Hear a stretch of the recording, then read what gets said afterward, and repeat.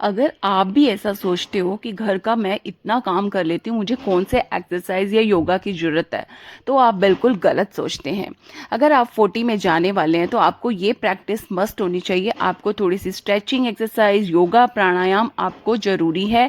चाहे घर के कितने काम कम हैं या ज़्यादा हैं, ये बहुत ज़्यादा ज़रूरत है अगर आपको हेल्दी रहना है तो। और हेल्दी रहने के लिए हेल्दी खाना भी ज़रूरी है। और आजकल का जो लाइफस्टाइल है ना, लिटरली इतना ज़्यादा हर चीज़ में मिलावट है, तो हमें बहुत ज़्यादा अलर्ट रहने की ज़रूरत है। अपने बच्चों को भी अलर्ट करवाने की ज़रूरत है कि हेल्दी फूड खाओ, जंक फूड नहीं खाओ, एक्सरसाइज करो।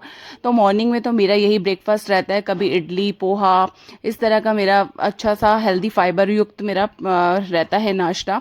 और नाश्ता करने के बाद नहाने धोने के लिए के बाद फिर मुझे कुछ सामान, कुछ सब्जियां मुझे ब्लैंकेट से ऑर्डर करनी थी, सॉरी बिग बास्केट से ऑर्डर किया मैंने।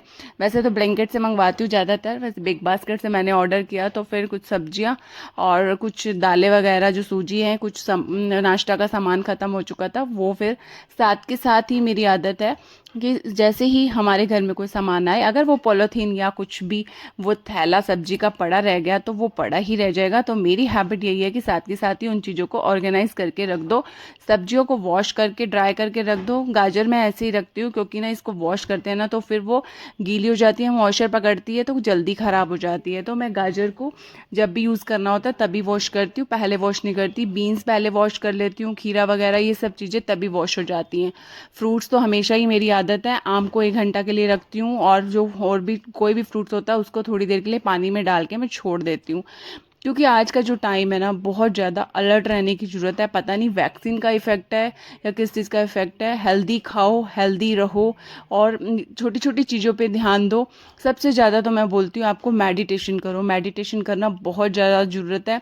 और सूखी चीज़ें, जैसे अब हर चीज़ में मिलावट है, तो कम से कम ये है कि आप सूखी चीज़ें जस्ट लाइक जैसे छोले, राजमा, दालें, इन चीज़ों का ज़्यादा से ज़्यादा यूज़ करो। क्योंकि इसको हम पानी में थोड़ा देर पहले डिप करके रख देंगे ना, तो जो भी इसके पेस्टिसाइड्स हैं वो निकल जाते हैं।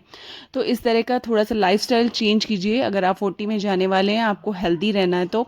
और आटा तो मैं यूज़ करती हूँ, सिर्फ अपने गांव का लाया हुआ आटा ही यूज़ करती हूँ। मैं पैकेट वाले आटा बिल्कुल यूज़ नहीं करती।